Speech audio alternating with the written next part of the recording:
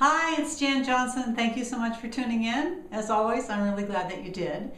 And yesterday, if you watched yesterday's video or read the blog, I talked about training and the importance of training and learning new tools and that kind of thing. Today I'm going to flip that over and talk about too much training.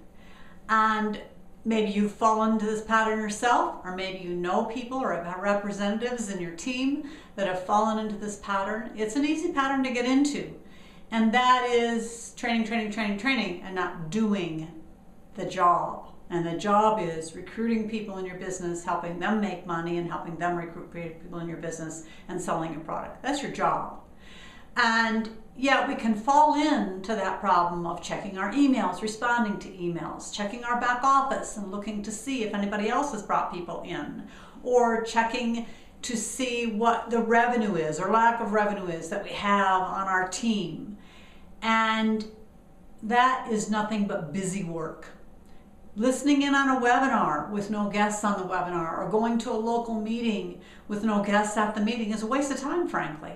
Now, we've all been in that position where we think we're going to attend guests and no one shows up, but the recruiting and attempt to do that is what's important in your job.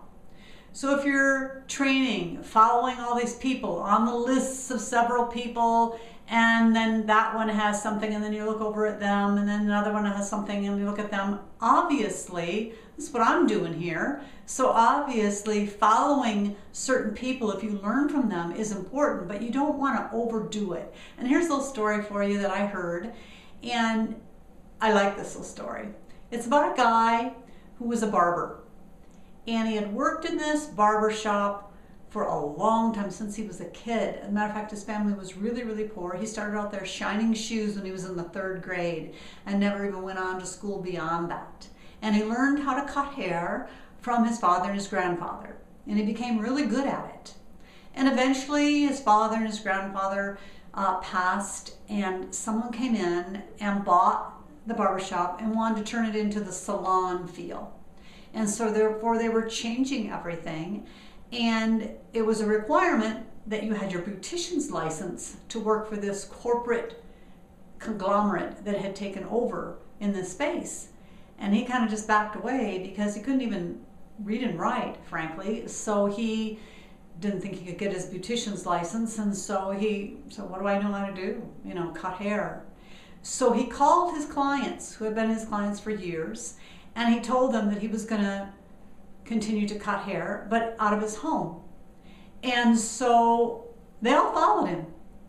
And he worked his business from his home, and he cut their hair, and then they started referring people and having their children come. And so then he had to move out and rent a space, and he hired people to help them to do the work for him, the paperwork and the scheduling and those kinds of things. And then he trained people to cut hair the way he cut hair, and then he had to open up in another location because people were coming from all around. So he kind of started a little franchise barbershop, old school feel barbershop thing that started expanding, and the guy became a millionaire with this barbershop deal. And eventually he got an interview for a beauty magazine. And they asked him where he had gotten his beautician's license from when he started. And he laughed and said, if I had that, I'd still be a barber. And so the important thing to remember is, yes, training is important and new and understanding and learning the tools of your trade. But by the same token, don't overdo it.